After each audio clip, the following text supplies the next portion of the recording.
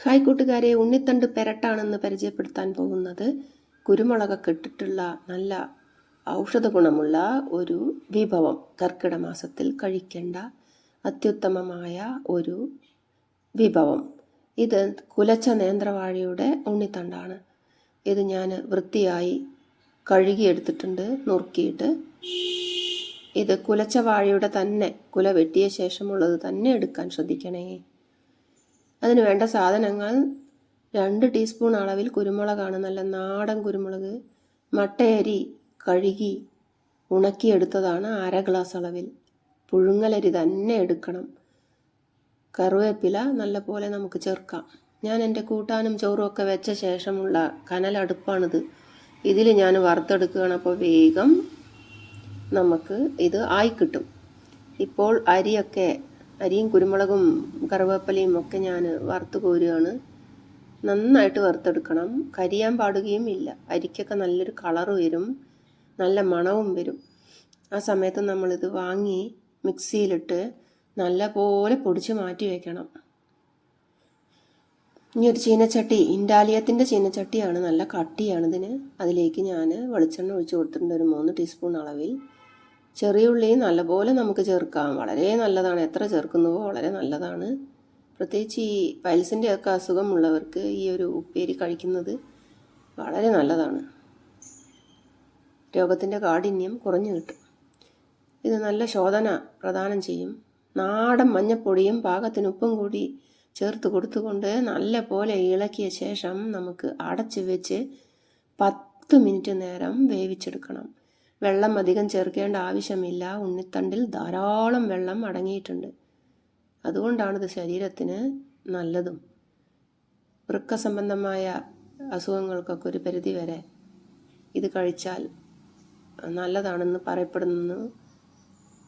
അസുഖത്തിൻ്റെ കാഠിന്യം കുറയുമെന്നും. വെള്ളമുള്ളത് കൊണ്ടാണ് അത്. ഇപ്പോൾ ഇത് നല്ല പോലെ ഞാൻ ഇളക്കി കൊടുത്തിട്ടുണ്ട്. ഇനി ഞാനിത് അടച്ചു വെക്കാൻ പോവുകയാണ്.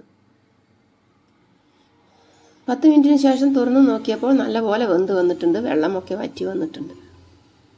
ഇനി ഇതിലേക്ക് മൂത്ത നാളികേരമാണ് ചേർത്ത് കൊടുക്കുന്നത്. മൂത്ത നാളികേരം, നല്ല പോലെ മൂത്ത നാളികേരം നന്നായിട്ട് ചെറുതാക്കി ചിരവി 1/4 മുറി ചേർത്ത് കൊടുത്തിട്ടുണ്ട്. ഇത് നല്ല പോലെ നമുക്ക് ഇളക്കി കൊടുക്കാം. തേങ്ങ ഒന്ന് വേവണം. അപ്പോൾ ഒന്നും കൂടി ഒന്ന് അടച്ചു വയ്ക്കാം. തീ ഓഫാക്കി കൊടുക്കാം. ആ ചെറു ചൂടിൽ അത് വെന്തുകൊള്ളും. ഇപ്പോൾ അത് വെന്ത് വന്നിട്ടുണ്ട്. തീ നമുക്ക് ഓഫാക്കി കൊടുക്കാം. തേങ്ങ വെന്ത് വന്ന ശേഷം ഓഫാക്കി കൊടുക്കാം. ആഹാ, നല്ല ഒരു ഉപ്പേരിയായി വന്നിട്ടുണ്ട്. ഇതിങ്ങനെ തന്നെ നമുക്ക് കൂട്ടാം.